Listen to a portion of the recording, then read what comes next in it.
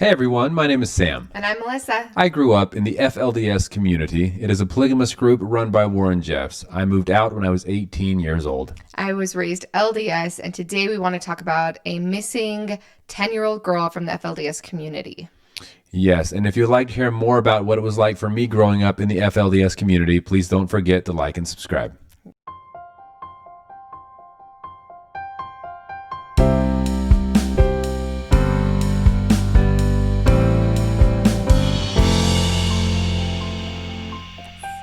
We are so grateful that we have so many awesome viewers that send us things that they want us to talk about and cover. And this is one of those stories that we had somebody reach out that had left the FLDS community and saying, you know what, this is happening and we need to make sure that people are aware of it happening, why it's happening, what's going on. We've specifically been asked not to reveal any pictures because I know, like myself, I'm sure a lot of you are like, what does this little girl look like? What does the guy look like? Like, we want to be able to help and find this missing girl. But the authorities had asked for us not to share pictures. They are in pursuit of him. We are going to share what the news has already shared and a little bit of insight on that. But for those of you who are dying for more details, like I was when we first heard about this, the police have asked to not share that information. They don't want him to go any deeper. It's complicated. I'll just start off by that. Before we get into this article, we will read through it. We will answer as many questions as we can and kind of discuss some of these topics. But it is definitely a complicated situation. So I guess I'll just throw that out there before we start. Yeah. And it's one of those situations where, at the beginning, anytime we decide a topic to discuss on our channel, we always talk about it beforehand a lot as to what kind of good or what kind of message can we get out of this? A lot of times there's like really sad stories, like Samuel Bateman, and it's like, okay, what can we like bring to our viewers that is actually valuable, instead of just sharing bad news, because we don't want to just be the bearer of bad news all the time. And I think the message for this one is really when there's these high demand religions that are asking for things up to leaving your children in it without you, and you think that everything's okay, they'll take a mile. And there's going to be that line where if you want your children back, you might not be able to get them back. And that can be super scary. So you'll understand more of what I'm saying as we get into the article. But I guess this is like a cautionary tale, really. Yeah. Be careful what you're allowed or what you allow people to take from you, or the boundaries they set for you, because if you allow it, like Melissa said, to some extent, eventually those boundaries will be moved without your approval. And this is on KSL.com, by the way, for those of you who might want to go read this article, because we are going to kind of be summarizing a few things about it. It's actually the nephew of Warren Jeffs. Okay, that is accused of taking his sister's young daughter, not allowing her to be returned to her biological parents. So his name's Heber Jeffs, and he was just charged with child kidnapping, and they are on the hunt for him. The last time this little girl was seen was in August 5th. It's been a long time, and he's 54 years old. Yes, and it was in September was the last time that he was seen, like in his workplace and things like that. Again, the story is a little bit complicated. That the couple gave birth. So this couple gave birth to their daughter in 2012. And within the first year, they asked Jeffs, who's the brother of the girl's mother, so it's her uncle, to care for, and his wife, to care for their daughter while they were in the process of splitting up.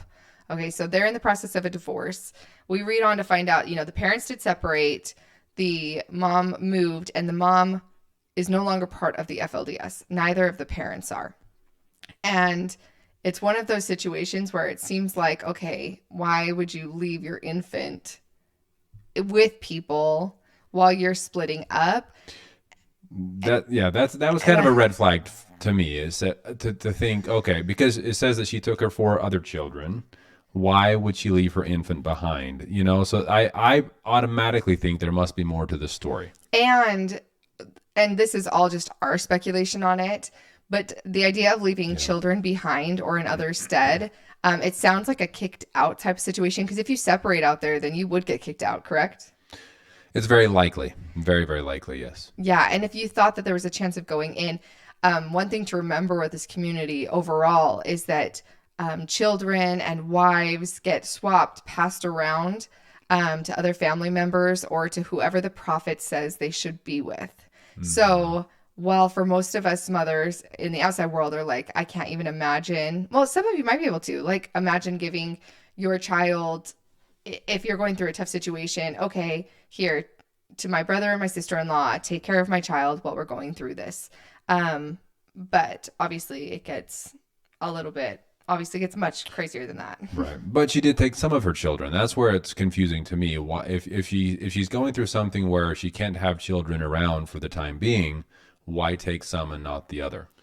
That's where it doesn't make sense to me. So that's where I wonder if there's more to the story to begin with. Yeah, if anybody knows more or knows the mother, and she would be willing to talk to us and like let us know more about that situation. But obviously, they said that they had full unrestricted access to her, both biological parents, the mother and the father.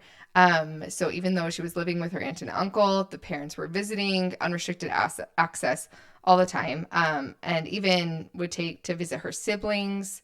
Yeah. And so she knew who her parents were. She knew who her siblings were, everything, even though she was still living out in the FLDS community with her uncle and aunt. And just a quick backstory on this Heber Jeffs, the 54-year-old uncle that is missing now with the 10-year-old girl. So he was actually kicked out of the community for a time. So he was also sent away.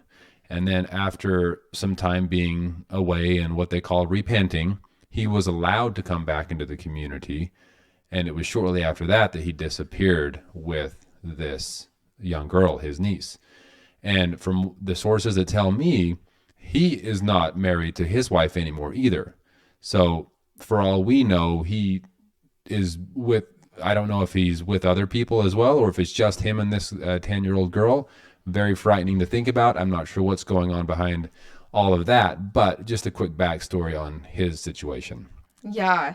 It says in the charging documents that were filed, prosecutors allege that Warren Jeffs announced another revelation earlier this year. We've shared pieces of this revelation.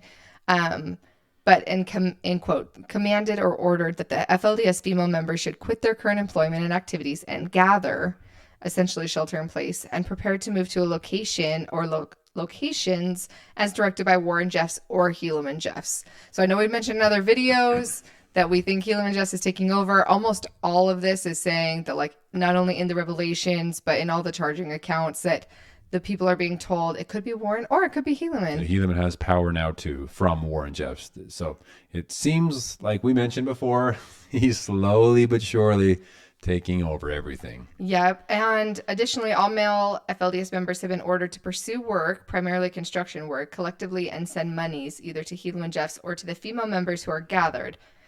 Charging documents state pending further direction or orders from Warren Jeffs and or Helaman Jeffs. So the women have been told to quit jobs because for a while there, it was starting to get a little bit more lax. Like we even knew some of Sam's sisters had jobs. They were starting to allow to have cell phones. And in these revelations that happened in August, they were like, girls, no more school, no more work. You have to go home. You have to prepare. Just when I was getting hopeful that things were loosening up a little bit, of course, this has to happen. Yeah. And it even says in here, the prosecutors also allege in the court documents that it is believed Warren Jeffs has forbidden female members of the FLDS Church to marry or bear children for several years now, which is true, and that this is to remain in place until Warren Jeffs states otherwise. It's believed that female members are being told to gather and male members being told to work in preparation for the lifting of the non-marriage edict. So that's kind of the consensus, is that they think the reason that all this is happening is that Warren Jeffs is going to announce soon, or Helaman Jeffs, that there's going to be marriages again, because they've gone without having children for how many years now? It's been a long time. A long time. It wasn't very long after Warren Jeffs was in prison, I want to say. It was a couple of years, but it's been in place for a long time now. And the people weren't allowed to have children. It sounds like they're possibly going to lift that as well and allow people to get married and have children again. Well, they're losing all their members because they're kicking out half of them, right? And then they're not allowing people to have more children. So maybe they're just getting to the point where they realize, oh boy, we're almost out of members here. We better do something. Yeah, and they don't proselyte, right? So the only way to gain members is through the bearing of children. That's it. And so they're cutting off their one way to be able to continue to have more members, and they're losing them at a rapid rate. And so they're going to have to if they want to try to keep anything afloat. Right. And this is completely my opinion here, but I believe that Helaman Jeffs is primarily orchestrating this whole thing. I think that Warren Jeffs in his prison cell doesn't care if the church disappears. He doesn't get what he wants. He doesn't want anyone to get what they want. I think Helaman Jeffs is stepping up and starting to realize, oh, if I want anybody to lead, I better get this rolling again. Personal opinion, that's not factual, that's just my guess. Yeah. Anyway, getting back to the young girl, it said that until August, or about the time that these revelations were made, she had full access to her daughter. And then in early August, Heber Jeffs told the mother that his wife was no longer around to take care of the young girl and that he was taking care of her now. So that's going to what Sam was saying, where now it doesn't sound like he's with his wife. But the uncle is the one in charge of her now. The child didn't go with the aunt. Told the mother that circumstances have changed. I'm going to change things from the way you and my wife had it set up. The charges state adding that he also told the mother that he wasn't cutting her off from the daughter, but he wants to do things differently now. The mother asserts that she believes that Heber just received directives from either Helaman or Warren as to why she was not allowed to access her daughter. So she thinks, okay, the prophet or Helaman, they're kind of one and the same now, is giving directives saying that she can't have access to her daughter. Yeah. And so she went to the home to get and take custody of her daughter. And that was on August 5th. She saw her daughter standing behind him in the doorway, and Jeff said, I will not give your daughter up except by force through law enforcement.